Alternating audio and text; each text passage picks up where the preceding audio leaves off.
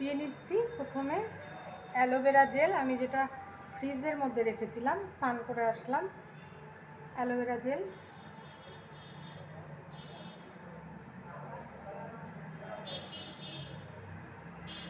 এবার এখানেই নিয়ে নিচ্ছি এই যে সানস্ক্রিন লোশন।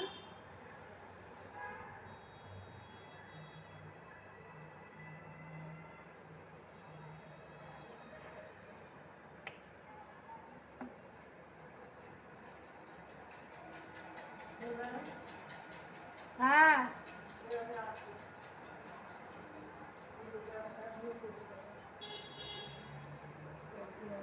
এবার ভালো করে এই দুটো মুখে মেখে নিতে হবে। শুনতে পাচ্ছেন আপনারা? বললাম যে এই অ্যালোভেরা জেল আর হচ্ছে সানস্ক্রিন লোশন, এই দুটো আমি ভালো করে মুখের মধ্যে অ্যাপ্লাই করে নিচ্ছি, ভালো করে মুখের মধ্যে অ্যাপ্লাই করে নিচ্ছি।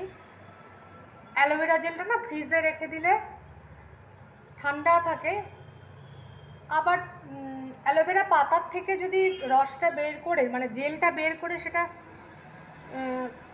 ফ্রিজে বরফের আকারে রেখে দেওয়া যায়। ওটা যখন খুব টায়ার্ড লাগবে কিংবা বাইরের থেকে আসা হবে, আসলে পরে যে একটা কেমন লাগে রোদের মধ্যে থেকে আসলে বা এমনি সময়ও, সেইটা মুখে মাখলে পরে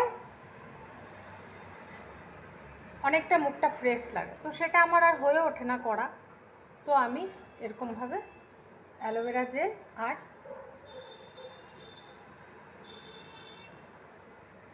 সানস্ক্রিন লোশন একসাথে মুখে মেখে নিলাম, তার সাথে হাতগুলোও একটু দিয়ে নিলাম, গলাটাও দিয়ে নিলাম। আমার এই গলার দাগগুলো অনেকটা এইভাবেই মুছেছে, আমার যে গলায় দাগগুলো আছে সেই দাগটা এইভাবেই অনেকটা চলে গেছে। ঠিক আছে।